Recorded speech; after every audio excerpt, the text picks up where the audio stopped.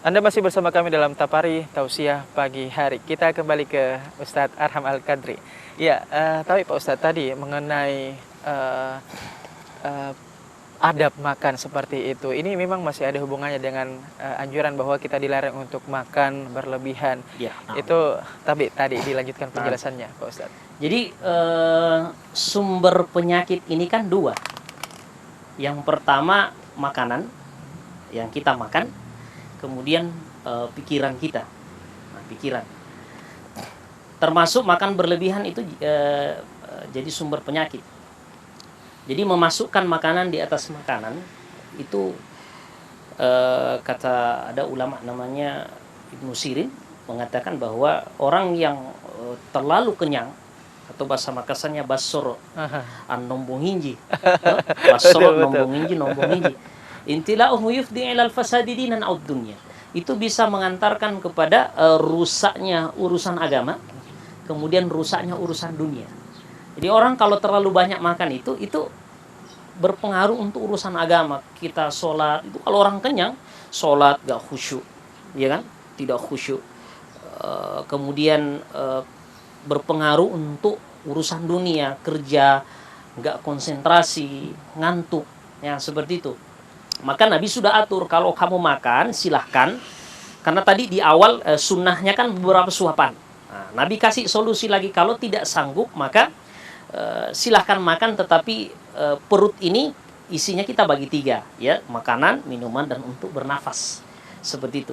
Cuman yang kita kadang saksikan fenomena yang terjadi, terkhusus ketika bulan Ramadan, ya, Masya Allah, itu banyak kita saksikan, ya Allah, ketika buka puasa, betul-betul buka itu dijadikan sebagai ajang untuk balas dendam. Jadi semua dimakan. Mestinya puasa itu mengantarkan kepada kesehatan, malah membawa penyakit. Coba lihat tatapan matanya kalau orang buka puasa di masjid itu, Masya Allah, tajam semua dilihat, jalan kote, panada, pawa, apa, cantik manis, rokok-rokokin, unti. Jadi begitu sholat tarawih sudah sesak napas, seperti itu. Nah, ini yang dikhawatirkan. Mestinya puasanya membuat dia sehat, tetapi berat badan makin naik, makin bertambah. Dan ini khusus juga untuk ibu-ibu, kalau mau diet, ya puasanya ya tentu harus benar, seperti itu. Jangan cuma niatnya nawaitu shauma ghadin wa dietin, kan?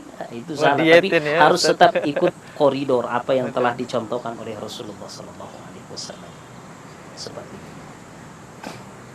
Terus mengenai tadi ihwal, kembali lagi ke Nabi besar Muhammad SAW, ciri-ciri atau sifat-sifat yang selain kesederhanaan yang patut dicontoh itu apa saja, Pak Ustaz? Yang bisa kita contoh dari sifat atau teladan yang bisa kita ambil dari Rasulullah SAW, bahwa Nabi ini juga punya sifat atau karakter qawi, kuat. Saat ini kita kaitkan karena sekarang pandemi corona, ya tentu kita harus pandai-pandai untuk menjaga kesehatan. Salah satu diantaranya berolahraga. Nah, jadi Rasulullah SAW pun sendiri mengajarkan kita untuk menjaga kesehatan dengan berolahraga. Nabi pun berolahraga. Nabi itu dalam sunnah kan kita diajarkan untuk memanah, ya kan, berkuda, ya, bergulat. Itu Rasulullah SAW itu bergulat sampai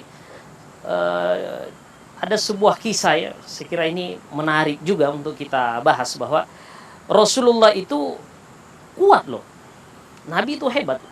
Sampai pernah ditantang oleh seorang pegulat di Madinah pada saat itu, namanya Rukana. Nabi ditantang untuk bergulat.